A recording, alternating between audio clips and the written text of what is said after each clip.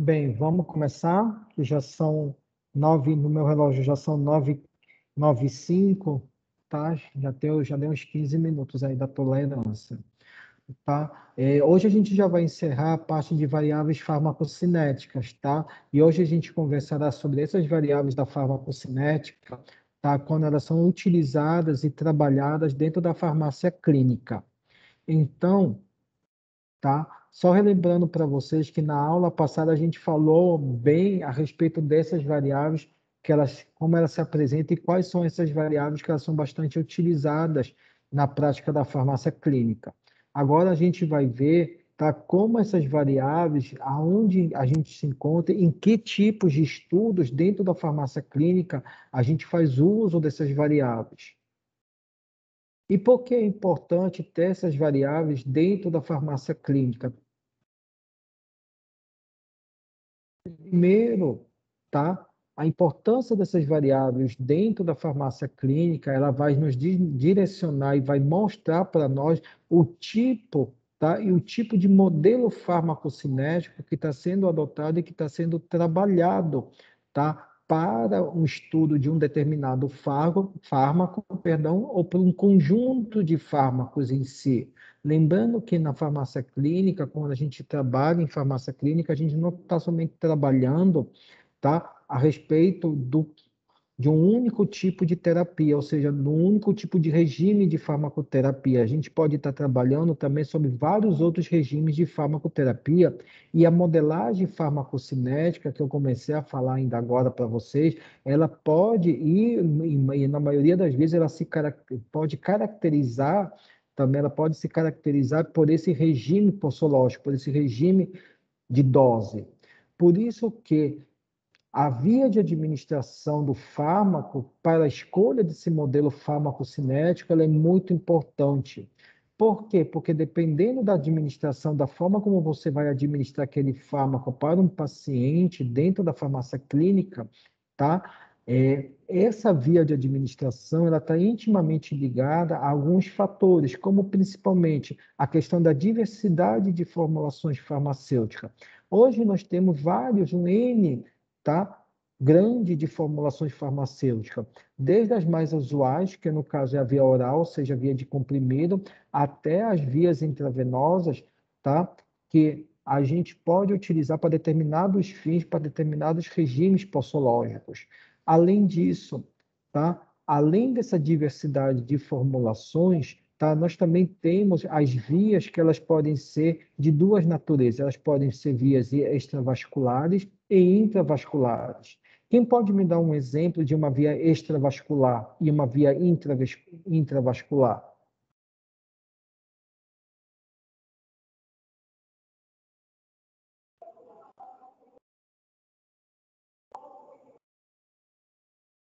Hein, pessoal?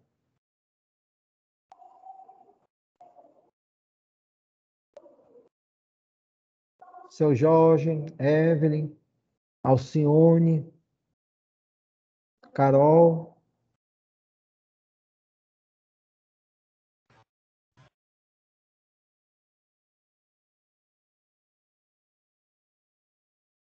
hein, pessoal? Quem pode me dar um exemplo? Boa noite, Violeta, tudo bom?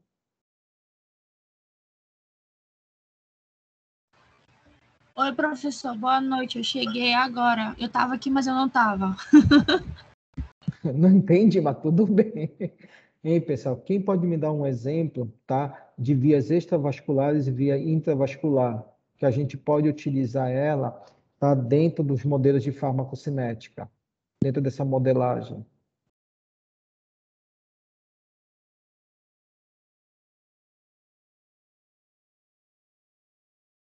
Seu Paulo,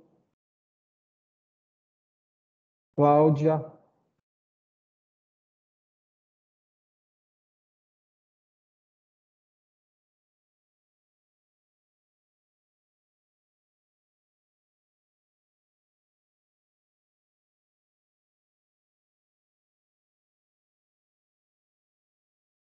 Natália, perdão. Dentro das vias extravasculares, o próprio nome está dizendo, essas vias extravasculares, elas sempre vão ocorrer fora dos vasos. Um exemplo que a gente pode dar pode ser até a via intramuscular, que ela pode ser também utilizada como uma via extravascular. As vias dérmicas, a mesma coisa, tá? Diferentemente das extravasculares, as intravasculares, que podem ser por via intravenosa, intraarterial, intratecal, tá? Elas também são utilizadas muito afim para essa outra via. E por que essas vias elas são importantes? Porque dependendo da via que for tomada, esse regimento possológico, essa maneira de forma de administração, tá? Daquela tua formulação, a gente pode ter alguns fatores que podem se alterar e que chamam muito a nossa, e eu chamo muito a atenção, e também os processos de avaliação, que é o quê? O tempo de meia-vida e a velocidade de distribuição. Não esqueçam que a gente conversou sobre esse tempo de meia-vida na aula passada. E quando a gente fala do tempo de meia-vida associado à velocidade de distribuição, essa velocidade de distribuição é muito importante, por quê? Porque dependendo do tipo, dependendo da forma como esse fármaco lhe for administrado, tá? O processo cinético, principalmente a parte da absorção, da distribuição, da biotransformação e da excreção, elas podem vir a sofrer alterações, tá? Durante um regime terapêutico. Por conta disso, tá? E eu quero que vocês gravem isso, nós temos dois tipos de modelos. Nós temos os modelos dependentes e os modelos não comportamentais, tá? Se eu perguntar na prova para vocês quais são os tipos de modelagens farmacocinéticas hoje encontradas, vocês me digam, são os modelos dependentes e os modelos não comportamentais. Como também se eu perguntar para vocês quais são os fatores ou as características que ligam esses modelos farmacocinéticos, vocês me respondem e tem que ser respondido que são as vias de administração, a diversidade de formulações farmacêuticas, as vias extra e intravasculares, o tempo de meia-vida e a velocidade de distribuição. Por conta disso, esses modelos aqui, tá? Eles podem ser divididos de várias formas. Primeiro, nós podemos ter, e eles são também definidos, esses modelos de farmacocinética, para estudos de comportamento desse fármaco no organismo. Além disso, esses modelos, eles podem vir a se apresentar, tá, de outras maneiras, tá, ok? Como alguns autores colocam, como os modelos abertos e os modelos, tá, que podem ser também denominados de compartimentos, que eles podem ser ou chamados de monocomportamental, monocompartimental, bicompartimental e tricompartimental, tá? O que diferencia cada modelo de compartimento vai ser a finalidade do seu estudo. Para que esse modelo vai ser estudado? Qual vai ser seu objetivo de estudo? Quando eu falo do modelo compartimental, perdão, tá? Eu estou com a ideia de comportamento, né? Mas o correto é compartimento, tá? O modelo monocompartimental, esse modelo, ele considera, tá? O organismo, ou seja, a forma como esse fármaco vai atuar no organismo de forma simples.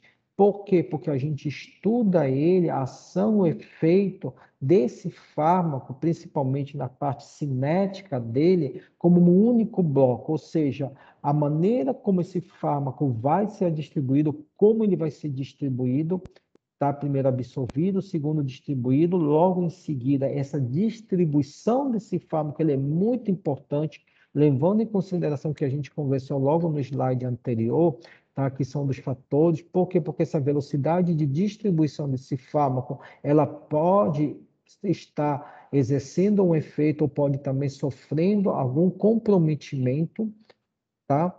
E através desse estudo de modelo de bloco único, eu consigo também ver e observar aqui o andamento da administração da dose, ou seja, da forma como essa dose ela vai ser perdida. Por quê? Porque como eu trabalho somente com um único bloco, ou seja, como eu consigo visualizar e analisar um único bloco só, eu consigo ver como esse bloco ele vai ser totalmente absorvido e como esse bloco ele vai ser completamente o quê? Eliminado, passando por todas as fases da cinética, tá? No seu trajeto no organismo.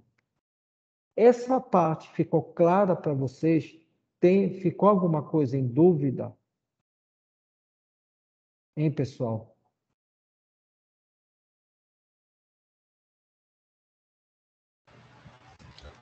Por mim tá tranquilo, professor. Os demais colegas, e ficou entendido isso? Tudo tranquilo, professor. Seu Jorge, o senhor entendeu? Tranquilo? Areta, Alcilete, Ana, Entendi, professor. Alcione, Aline. Sim, tudo certo. Beleza. Tudo tranquilo, professor. Anderson, Giovana, Anne, Sim, professor. Caroline, Meile. Tá, beleza. Então,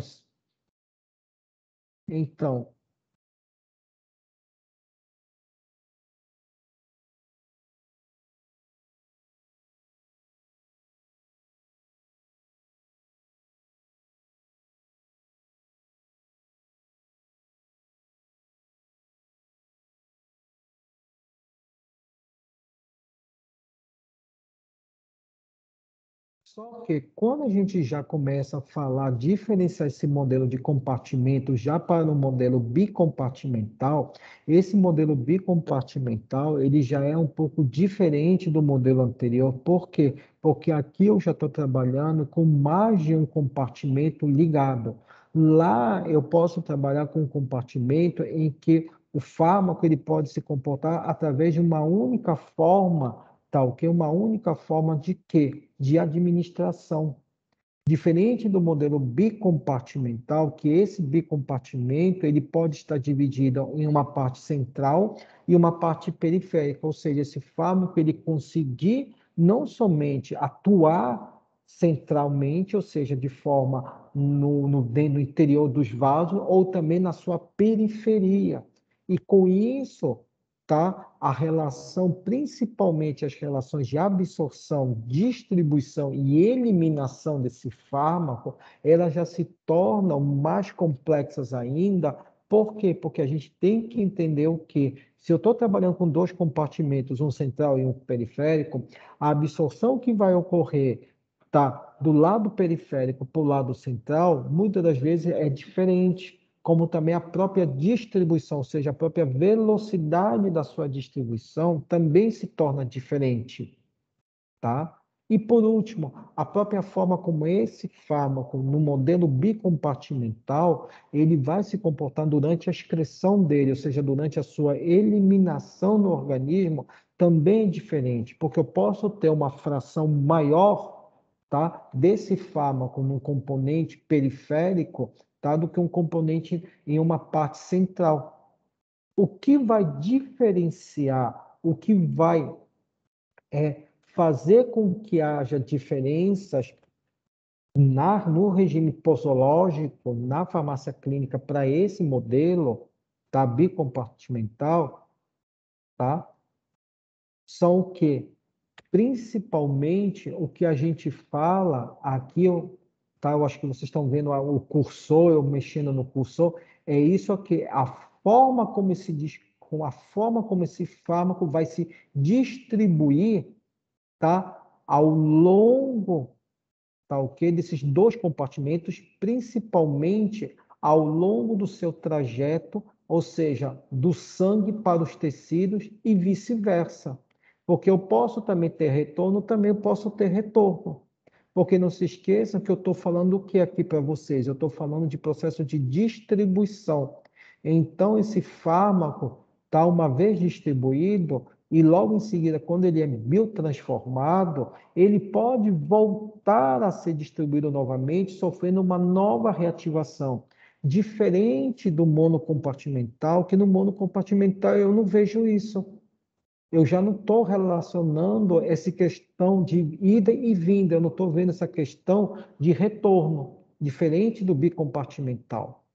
E ela se torna ainda mais complexa quando a gente começa a estudar o terceiro modelo, que é o modelo tricompartimental, porque no modelo tricompartimental, ele é um exemplo que nós sempre utilizamos para o modelo tricompartimental, é a ação e o efeito, tá, dos anestésicos, principalmente dos anestésicos gerais.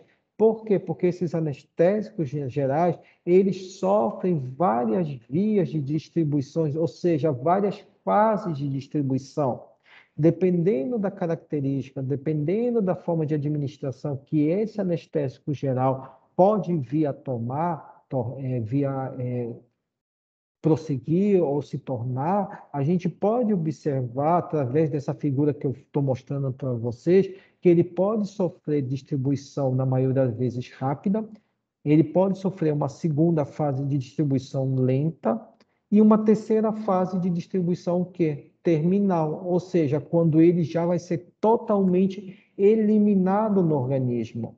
Exemplo desses que durante um processo, tá, de monitoramento de um anestésico geral, tá?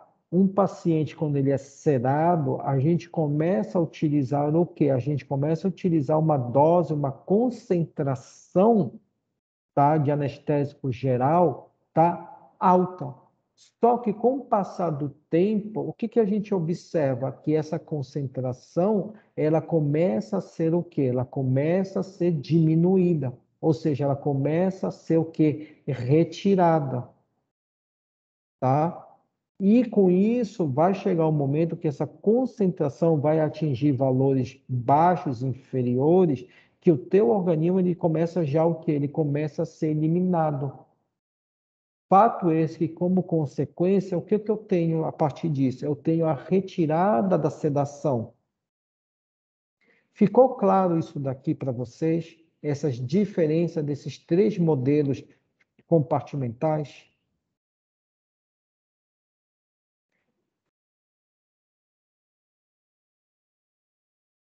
Ou querem que eu explique de novo?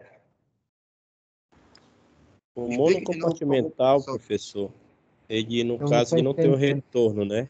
O monocompartimental, ele não tem retorno.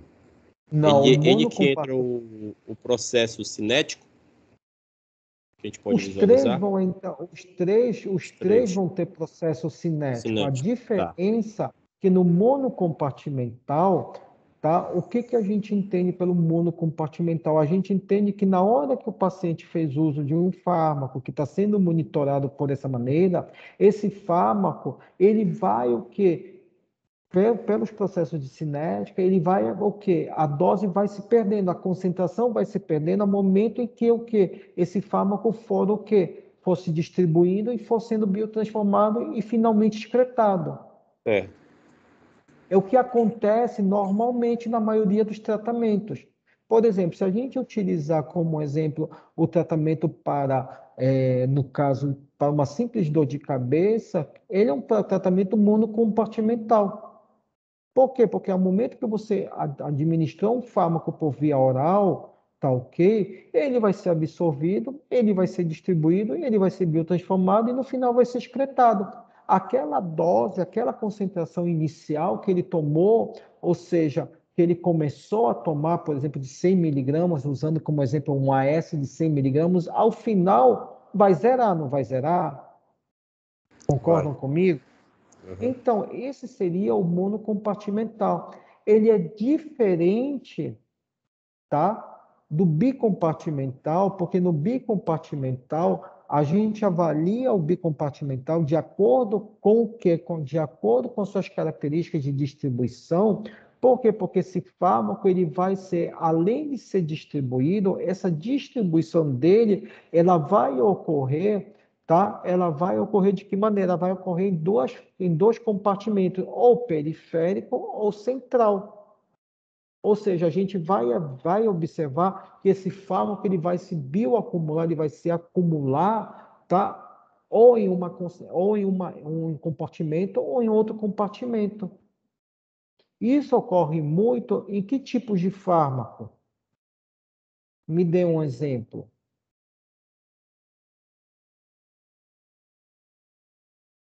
Os fármacos que sofrem efeito de primeira passagem, eles podem ter um modelo bicompartimental?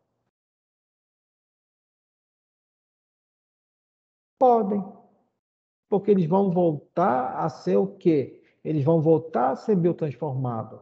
A mesma coisa são os fármacos que são o quê? Que sofrem recirculação interhepática. Um outro exemplo são os fármacos que têm características o quê? Lipossolúveis.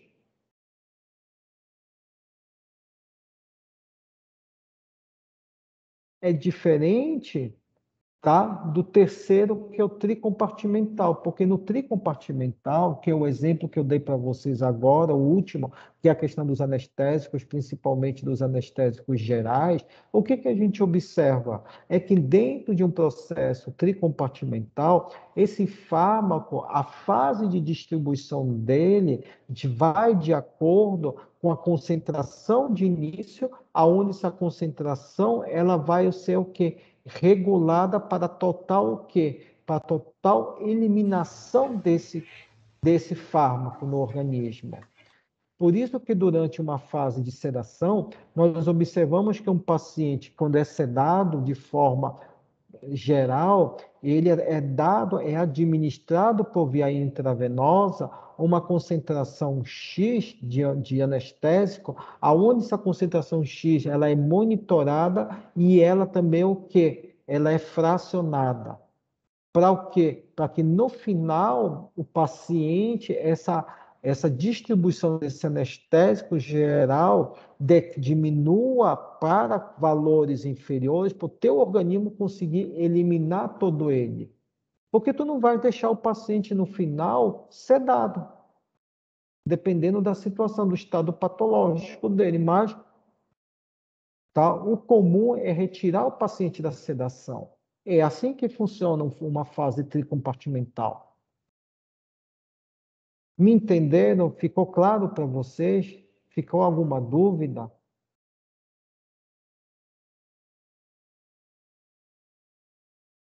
No caso aí, a aplicação do intravenoso vai ser fracionado, o tipo assim, o anestesista ir acompanhando o tempo da cirurgia que ele quer sedar aquele paciente, não é isso?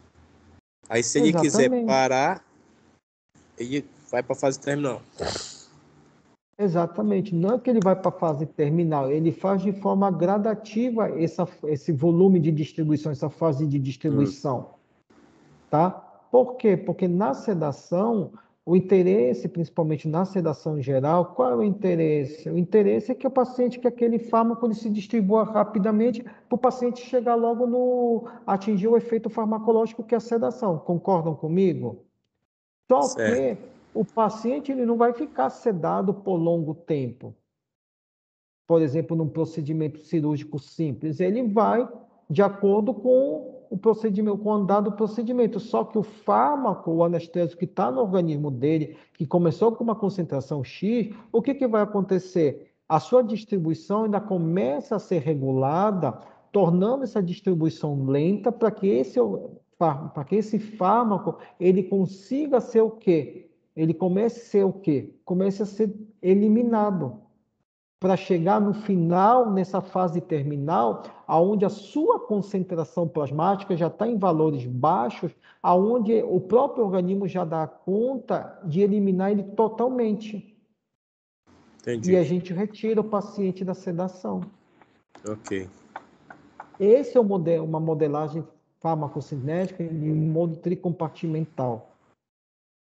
Um outro exemplo que a gente também usa é o uso na questão da quimioterapia.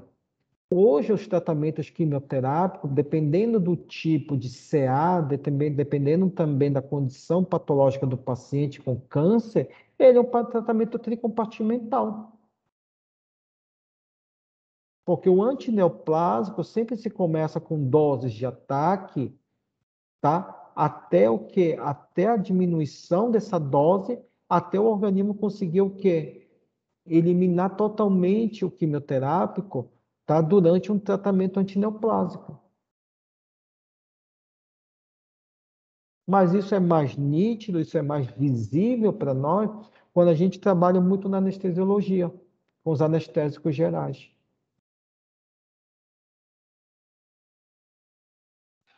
Muito Tudo bom. tranquilo? Posso dar continuidade? Posso dar sequência à Pode. aula? Ou querem perguntar mais alguma coisa? Pode dar continuidade, professor. Dentro da modelagem farmacocinética, olha aqui como é, botando de uma forma mais clara para vocês, tá? Os padrões de modelo compartimentais, tá? Que a gente utiliza durante essa modelagem, tá? Aonde a gente vê que no modelo compartimental, monocompartimental, a gente só tem um único, que é uma única fase de distribuição, ou seja, o fármaco ele entra, ele vai ser distribuído e essa fase de distribuição ao longo do tratamento, ela tende ao quê? Decair. Já no bicompartimental, a gente já observa o que é diferente, por conta dessa relação desses dois compartimentos central e periférico, tá? A gente observa que o fármaco, em um primeiro momento, em um determinado local, que no caso pode ser o central, ele vai se apresentar numa determinada concentração. Já quando a gente avalia a parte periférica, a gente observa o quê? Que na parte periférica, esse fármaco, ele começa a decair.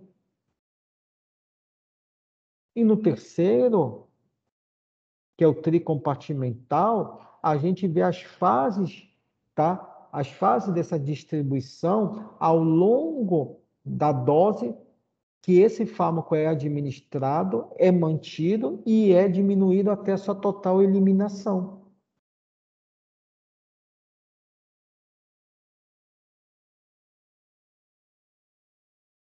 Isso utilizando tal que é uma via de administração intravenosa. Isso é um exemplo, tá, de uma modelagem farmacocinética utilizando aqui, tá, a via intravenosa como uma forma de administração.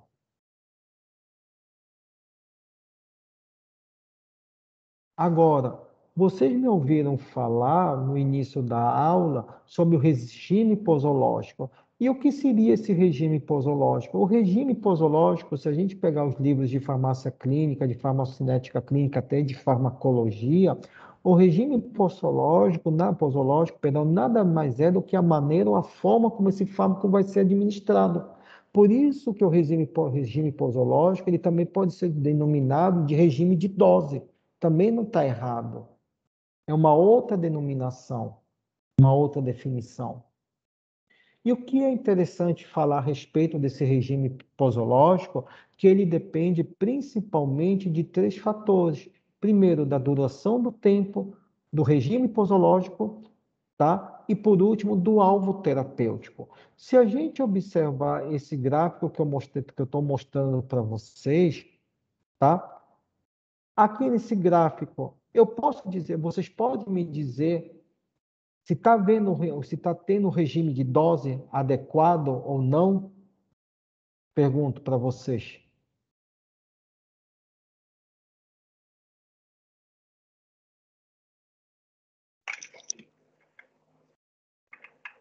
Está sim, professor. Está sim, porque se a gente pegar esse gráfico que tem a relação da concentração do fármaco no plasma pelo tempo, seguindo aqui o meu cursor, tá? Olha o que a gente vê. A gente vê que o fármaco ele é administrado, ele é absorvido, distribuído, tá? E ele é biotransformado, atingindo aqui uma concentração máxima plasmática, uma concentração máxima terapêutica, tá? Que é onde a gente observa que ele está dentro do quê? Dentro de uma faixa ou dentro de uma janela terapêutica, ou seja, ele consegue o quê? Ele consegue, tá? Nem dentro dessa concentração em relação ao tempo, tá? Ele consegue ter o quê? Um efeito terapêutico. E mais importante, eu consigo manter aqui uma duração da atividade terapêutica, eu consigo ter aqui uma duração, tá, do tempo de ação desse fármaco. Vamos imaginar que aqui, tá, olhando só para aqui para o tempo, tá, que aqui a metade seja umas 5 horas, por exemplo. Eu posso afirmar para vocês que numa concentração X, num tempo de 5 horas, tá, ele atinge o seu máximo aqui, tá, o seu máximo de concentração, tá, para um efeito terapêutico. Mas só que, se a gente colocar essa duração, esse intervalo aqui, que pode ser de 2 até 7, por exemplo, é o tempo que essa dose, é o tempo que essa dose aqui desse fármaco vai produzir um efeito, vai ter uma atividade terapêutica. Ficou claro isso aqui para vocês? Sim, professor. Sim, professor. Beleza.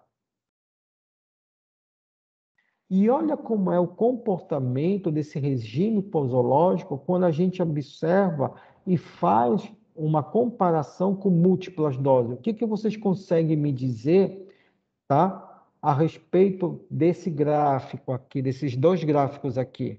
O que dá para a gente ver, dá para a gente notar de diferenças?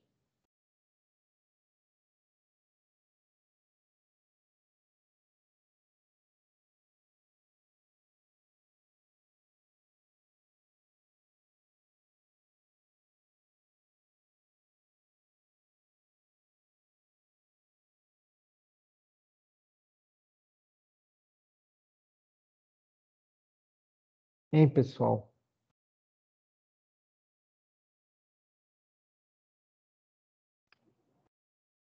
Nenhuma. Não há nenhuma diferença. Se a gente... Perdão, pode falar, desculpa. Não, deixa, professor. Pode Não, pode deixar. falar, perdão. Pode continuar. Não, eu ia falar que, tipo, o primeiro poderia ser só uma dosagem e o segundo duas, porque tem duas paradas no final, assim, vamos dizer. E outra é mais uma curva. Ou não, né? Não, é o mesmo tipo, não modifica nada. A dose aqui é a mesma que está sendo, a concentração em relação ao tempo é igual, tá? Tá ok? A gente pode observar que numa primeira dose, numa primeira concentração, que é essa aqui em amarelo, tá ok? A gente observa que quando houve o primeiro decaimento, já vem a segunda dose, que ela sobe e faz logo depois o seu segundo decaimento. Lembram daquele gráfico que eu mostrei para vocês na aula passada, na aula da segunda-feira, que a gente consegue observar que no final, ou seja, vai chegar um momento que essa dose aqui, essa dose final, essa que está em verde, onde eu estou mostrando o cursor aqui, tá? O que a gente observa? Que essa dose ela já está o quê? Ela já está encostando aqui na concentração máxima. Ela já está chegando no seu limite. Concorda comigo? Tóxica, né? Sim. Exatamente, ela já tá chegando próximo de uma dose tóxica, de um efeito tóxico. Tá? Agora, mais interessante do que esse, é esse daqui também. Olha como eu posso também mostrar para vocês um regime de múltiplas doses, tá? Se eu pegar aqui um regime de um comprimido de 400 miligramas quando a gente monitora esse paciente, tá? Durante as 24 horas. E aqui, pegar um outro comprimido, um outro regime de dose de 200 miligramas, só que o tempo aqui eu já diminuía um pouco mais. Já chega ao quê? A 12 horas. Eu pergunto para vocês, quem é mais rápido de chegar a uma dose tóxica? O de 400 ou de 200?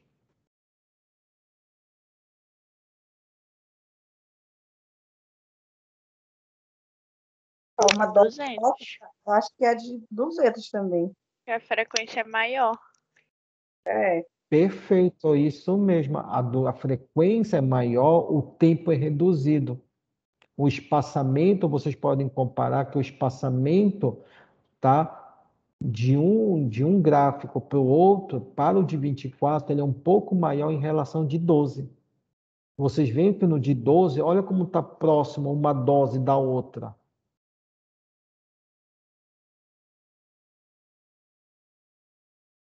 Agora, mais interessante do que isso é esse daqui, que é uma simulação de uma dose esquecida. Olha como, o que que vocês observam aqui? O que dá para vocês observarem? O que que vocês conseguem interpretar dessa dose esquecida?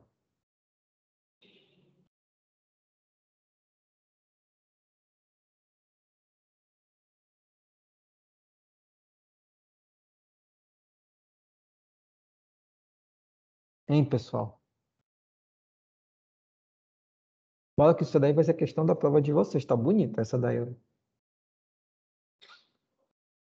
Ela vai sendo mais rápida, né, professor? Depois ela se torna mais lenta porque a dose está esquecida, não é isso? Depois ela Não continua. somente isso. Que mais? O que dá Ela mais para cria gente? lacunas terapêuticas, com esse espaço de tempo. Se fosse um Que anticoncepcional, a mais? mulher poderia engravidar bem aqui nesse esquecimento. Perfeito, mas tem mais alguma coisa, Areta? Tem mais alguma coisa que vocês não estão olhando. Eu entendi a questão da lacuna, concordo contigo, também concordo com o que o seu Paulo disse. Concordo. Mas tem mais alguma outra coisa aí?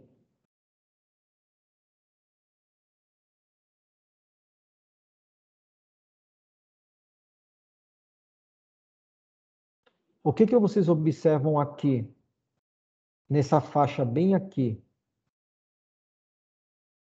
Se vocês forem ver, se vocês forem comparar essa daqui para essa outra aqui, o que que acontece bem aqui? Pegando o teu exemplo, Areta, questão do anticoncepcional.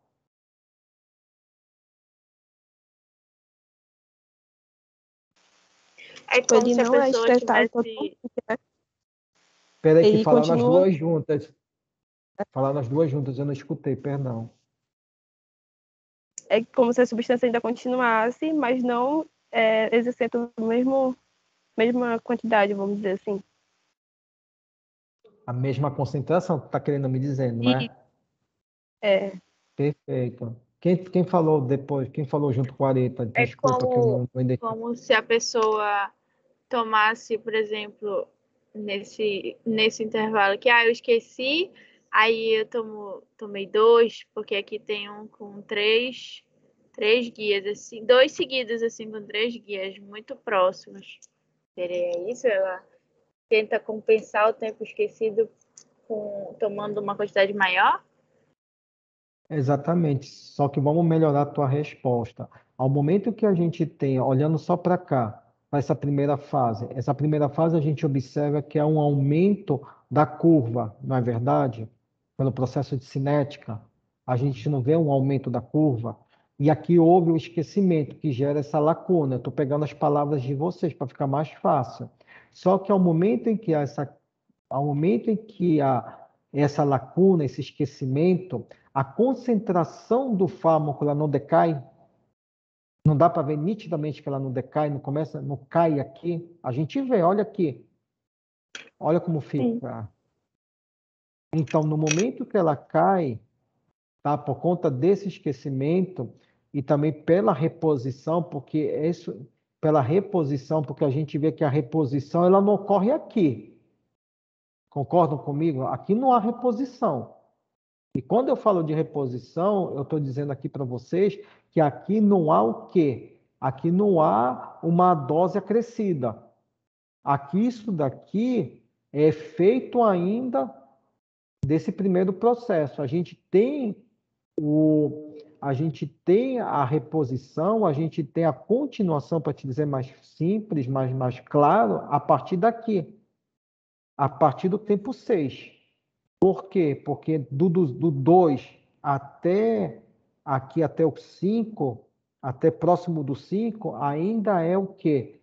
ainda é efeito do quê? Do primeiro, do que você vinha tomando normalmente.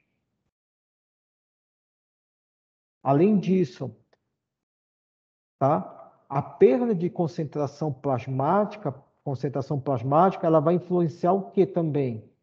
No efeito terapêutico, eu concordo com você, usando o exemplo do anticoncepcional, mas também gera concentração subterapêutica, que muitas das vezes essa concentração subterapêutica ela fica abaixo da janela terapêutica, do que a gente conversou na aula passada, tá? E com a reposição, tá? Ou seja, com a volta da tomada da medicação no tempo correto, aí essa concentração plasmática ela vai voltar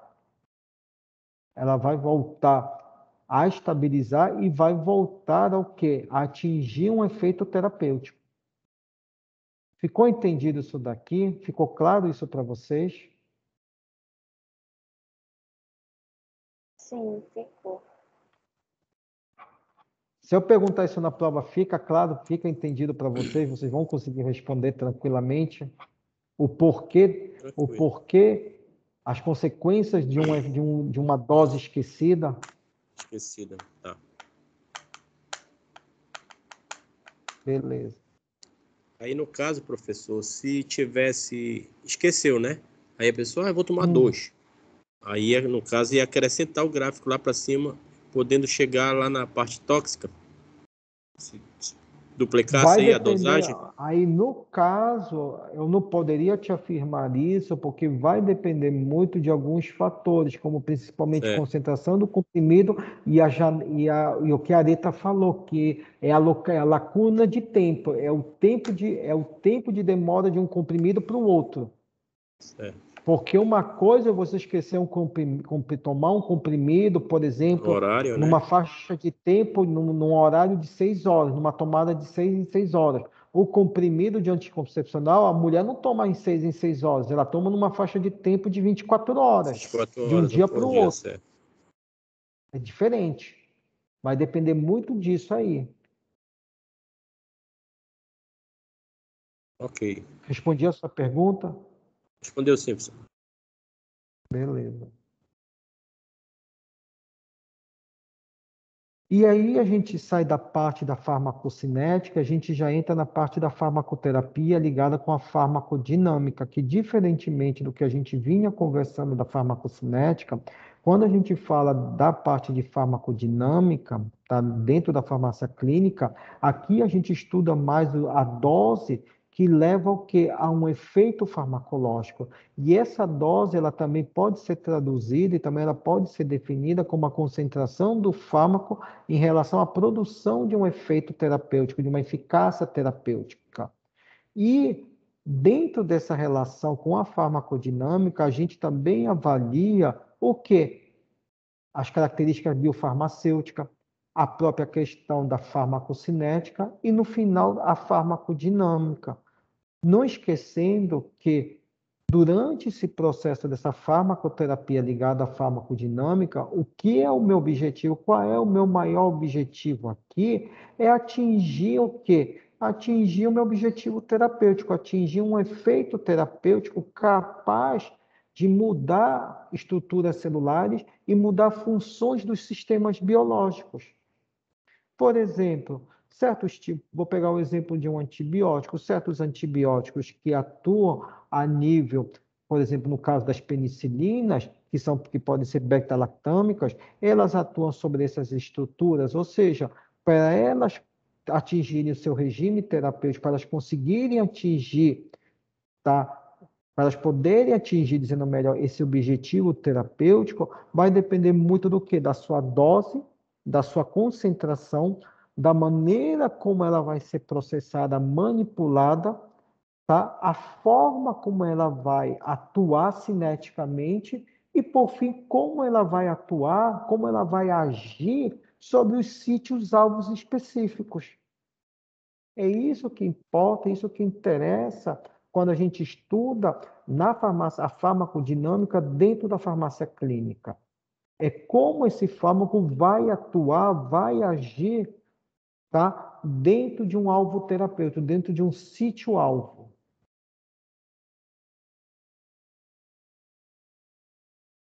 E aqui a gente tem um gráfico que eu acho que vocês já devem ter visto na farmacologia, mas que na farmácia clínica a gente utiliza muito quando a gente faz comparação, tá? Quando a gente faz as comparações de vários tipos de fármacos em relação à dose, concentração, tempo, efeito, tá? E além do mais, a própria questão aqui do efeito tóxico também.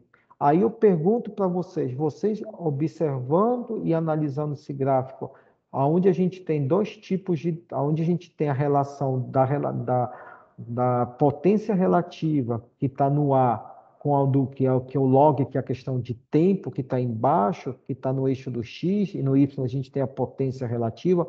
Pergunto para vocês, quem é mais potente, o X ou o Y?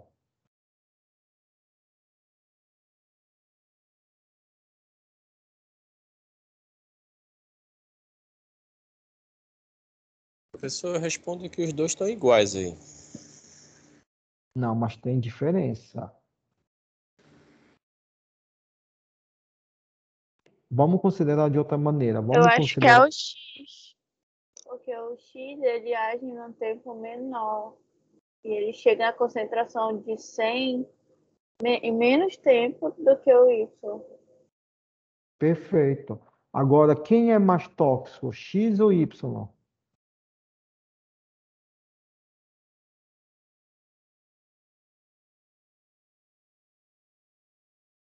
Hein, seu Jorge?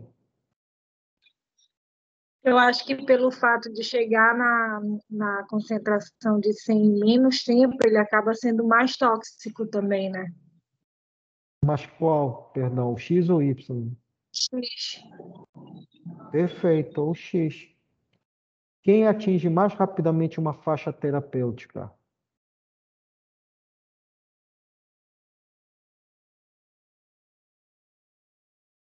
É o X também.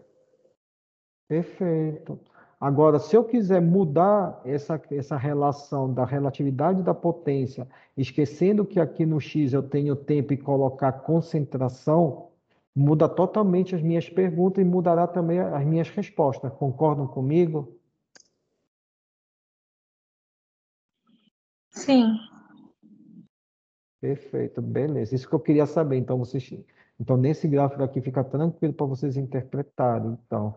Então, basicamente, a farmacodinâmica, ela estuda e ela ajuda dentro da farmácia clínica para a gente visualizar, para a gente observar a ação de um determinado fármaco quando ele é administrado nas doses que são necessárias para atingir um efeito terapêutico, tá? Já previsto.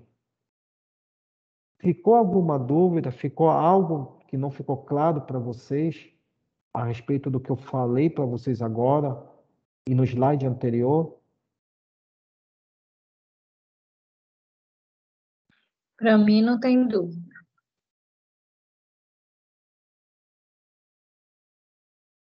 Hein, pessoal?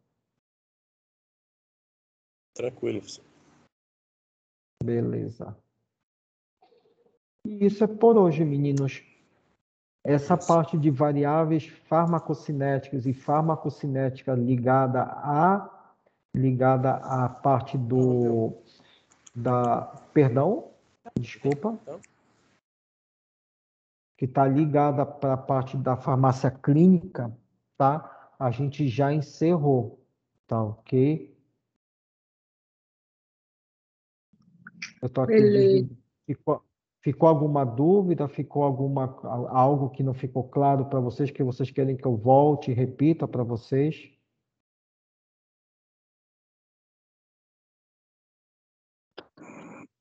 Eu não.